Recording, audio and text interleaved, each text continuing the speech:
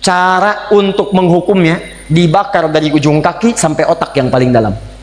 Cara membakarnya, kalau mau diilustrasikan, dilas sampai matang dalamnya. Assalamualaikum warahmatullahi wabarakatuh. Teman-teman yang dirahmati Allah Subhanahu wa taala, alhamdulillah pada kesempatan kali ini kita akan membahas satu video yang dibawakan oleh Al-Mukarram Ustadz Ahdi Hidayat yang bertema siksa kubur atau azab kubur. Namanya, semua orang yang bernyawa pasti akan mengalami kematian, dan semoga kematian kita tidak mendapatkan siksa kubur atau azab kubur dari Allah Subhanahu wa taala, dan semoga dan adanya video ini kita mendapatkan kebaikan dari beliau dan keberkahan dari apa yang beliau sampaikan. Tanpa berlama-lama lagi, mari kita simak videonya bersama-sama. Jangankan alam kubur, beda tempat di dunia saja sudah beda keadaannya. Anda orang Indonesia ingin datang ke Malaysia, kalau bekalnya tidak ada Anda bawa, tidak akan mungkin Anda bisa masuk. Apa di antara bekalnya? Ada paspor yang mesti distempel begitu masuk imigrasi. Pergi lebih jauh lagi, misalnya saya pengen ke Australia, maka Anda harus ngajukan untuk mendapatkan visa. Lebih jauh ke Amerika, visanya bisa lebih sulit lagi. Maka bagaimana dengan alam kubur yang sifat keadaannya beda dengan dunia? Makanya bekalnya pun tidak akan sama. Jadi kalau Anda cuma mengumpulkan bekal dunia, maka semua bekal itu akan ditinggalkan saat di dunia. Maka orang mengatakan meninggal dunia, maksudnya meninggalkan dunia dengan semua bekalnya. Nih, maaf ya, jam dunia, baju dunia, handphone dunia, gelas dunia. Jadi semua yang kita dapatkan di dunia, rumah yang luaskah, mobil yang mewahkah, pakaian yang glamorkah, kalau sudah meninggalkan semua alam dunia itu, maka hilanglah semua yang kita kenakan. Habis semua kita tinggalkan. Walaupun Anda koleksi yang bagus-bagus, tetap tidak akan pernah dibawa. Jangankan Anda, yang mengantarkan saja tidak akan menyertakan.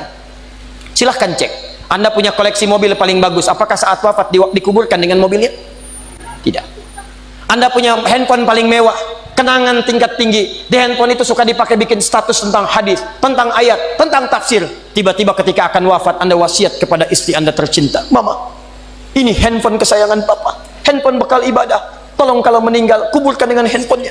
Kalau Mama kangen, miss call aja. Mustahil. Oh, air mereknya Bengkulu Fillah, nikmat di dunia, tapi apakah ketika masuk ke alam kubur dibawa? Tidak. Selesai.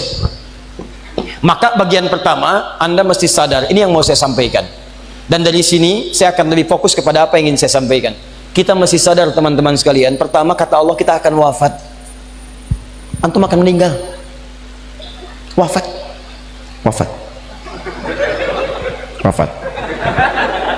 Wafat. Jadi antum kalau melihat di cermin tuh, ngaca dulu, ngaca, tunjuk wajah antum, wafat. Kamu akan wafat. Ketika Anda sadar Anda akan wafat, meninggalkan dunia ini, maka Anda mesti paham, udah punya bekal belum untuk pulang? Udah punya persiapan belum? Jangan-jangan Anda sibuk menyalakan rumah dunia Anda. Begitu padam listriknya, sibuk telepon PLN, telepon ini, telepon itu. Masuk ke alam kubur nggak ada cahaya, mau PLN mana yang dihubungi? PLN, yang datang malaikat mungkar. Menerbuka. Siapa Tuhanmu? Siapa nabimu? Apa kitabmu? PLN. Gelap, gelap, dan gelap. Karena itu orang-orang yang tidak siap dengan kehidupan berikutnya, maka mohon maaf, dia akan merasa ketakutan ketika meninggalkan dunia ini. Bahkan ada yang saking takutnya, malaikat langsung bergerak untuk memaksa dia cepat meninggalkan tubuh dunianya. Muncul Quran surah ke-8 ayat ke-50. Kata malaikat, akhriju anfusakum, kamu ini susah banget pulangnya. Maka dipukulin oleh malaikat, pukul, pukul, pukul, pukul. Teman-teman, karena alam kubur itu bekal yang bukan bekal dunia, maka Anda tidak akan pernah bisa membawa cahaya dunia ke alam kubur.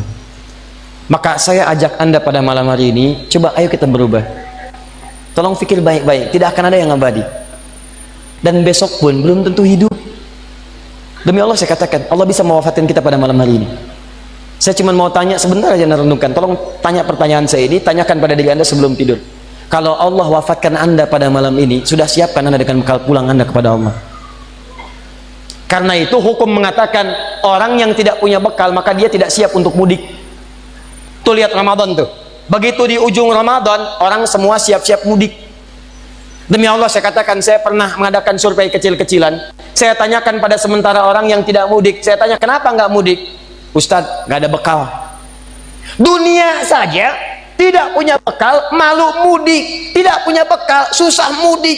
Tapi yang punya bekal, oh dia nyari sebanyak-banyaknya. Begitu sebelum berangkat, tiba waktunya raya, dia siapkan. Bahkan ada yang kemudian mencari motor terbaik. Motornya Honda bebek, bekalnya singa. Motornya bebek, bekalnya singa. Karena bekalnya lebih banyak dibandingkan dengan sifat kendaraannya. Kendaraan kecil, motornya modifikasi, tambah lagi pelepah pisang, tambah lagi dus satu, tambah belakang yang lain lagi, numpuk semua di belakangnya. Dituliskan kemudian tulisan, aku pulang sayang, jemput ya. Masya Allah, luar biasa. Kenapa? Karena tahu dia punya bekal untuk pulang. Dan yang dikunjungi pun dihubungi terlebih dahulu, aku mau pulang. Maka yang di sana menyiapkan segala perlengkapan untuk menyambut yang pulang. Silahkan cek. Begitu tahu akan ada yang pulang mudik, maka rumah dicet, makanan diada-adakan, semua dimunculkan. Bahkan yang tidak ada pun menjadi ada. Cuma setahun sekali, luarnya kongwan, dalamnya rangginang. Idul Fitri. Anda pun begitu. Jadi kalau dunia saja punya sifat mudik, maka akhirat pun demikian. Orang-orang yang punya petanya cuma dunia saja, maka selesai hidupnya di sini. Kata Allah, nih saya berikan gambaran. Yang visinya cuma sampai sini, maka saya berikan semua kenikmatan dunianya seperti yang dia inginkan. Tapi begitu selesai ini, ditenggelamkan di alam kubur sampai kedalaman yang paling dalam. Turun ancaman. Allah tidak menginginkan semua manusia larut di sini. Tapi kata Allah, saya tidak maksa. Nih saya berikan gambaran kepada anda. Kata Allah, turun surah Al-Humazah. Wailul likulli humazatin alladzi jama'a malahu wa yahsabu anna malahu akhlada. Kata Allah, hei yang terlampau sibuk dengan dunia, suaminya sibuk cari harta, hitung lagi, hitung lagi, hitung lagi. Istrinya sibuk kumpul-kumpul dengan sesamanya, cuma membicarakan harta suami. Sosialita yang senang dengan kumpul-kumpul saja, tidak ada manfaatnya, cuman ngobrol, cuman gibah, cuma macam-macam. Makanya ketika menyebutkan kalimat saling celak, saling ngobrol, menggunakan tak marbutah. Tak marbutah menunjuk pada perempuan. Wailul likulli humazatil lumazah, pakai tak, sedangkan tak sifat menunjuk pada perempuan. Muslim laki-laki kalau ingin jadikan perempuan tambah tak di ujungnya, muslimah. Mukmin laki-laki, perempuan mukminah. Soim laki-laki, perempuan, wah itu dia. Alladzi jama'a malahu wa addada, yang suaminya sibuk cuman ngumpulin harta dunia saja, nggak pernah mikir akhirat. Bekal akhirat nggak ada. Nanti kita akan lihat apa bekal akhirat. Nggak pernah mikir, yang penting dunia, dunia, dunia, dunia, dunia. Kerja, harta, rumah, mobil, uang, dolar, semua kumpulkan. Maka yang seperti itu kata Allah, kamu mesti ingat ya, orang yang sudah berpikir begitu saat di dunia, saya akan siapkan neraka paling spesial saat di akhirat. Namanya Hutamah. Neraka Hutamah ini beda dengan neraka biasa. Cara disiksanya, maaf sekali, diikat. Padahal neraka yang paling ringan, neraka paling ringan, tapi seringan-ringannya neraka juga. Ya, seringan-ringannya neraka. Jangan coba-coba nih. Ya. Itu ada di Quran surah keempat ayat 56 paling kanan sebelah atas. Itu yang paling ringan di neraka. Innal ladzina kafaru bi ayatina sawfa nuslihim nara. Orang-orang yang ingkar kepada ayat-ayat kami, nanti kami masukkan ke neraka. Paling ringan kami tarik ubun-ubunnya. Nusli, kami celupkan ke dalam api neraka. Dicelup kayak bikin teh celup. Teh celup itu kan naikkan, turunkan, naik, turun, naik, turun, naik. Jadi ada orang yang paling ringan masuk neraka, ditarik ubun-ubunnya, kemudian dimasukkan ke neraka, celupkan. Begitu dicelupkan, hancur semua, angkat lagi. Ya kullama nadijat juluduhum baddalnakum juludan ghairaha. Begitu hancur, diangkat sembuh lagi. Hancur, angkat sembuh lagi. Hancur, sembuh lagi. Sekali celup, satu harinya 1000 tahun. Satu detiknya 48 hari. Kalau pengen coba silakan aja. Tapi diinfokan supaya kita jauhi. Cuma ini nggak diikat, artinya apa? Begitu dicelupkan dia merontak, masih bisa bergerak. Cuman tidak bisa mengelak. Tapi neraka yang ini bagi ahli dunia yang nggak pernah mikir akhirat, dia tidak akan pernah bergerak sedikit pun, karena Allah akan mengikatnya fi amadim mumaddadah. Jadi bukan begini, tapi diikat begini. Cara untuk menghukumnya, dibakar dari ujung kaki sampai otak yang paling dalam. Cara membakarnya kalau mau diilustrasikan, dilas sampai matang dalamnya. Misal dari bawah bagian kaki Jempolnya dulu, kalau jempolnya udah matang baru sampingnya. Udah matang naik lagi ke atas. Bayangkan kalau dimasukkan keseluruhan, yang sakit langsung semuanya, tapi yang ini tidak, biar sakit dulu. Bukankah sakit di bawah kerasa ke semuanya? Sakit terus sampai naik ke atas. Allati tattali'u 'alal afidah. Afidah jamak dari kata fuad. Fuad itu otak yang merencanakan.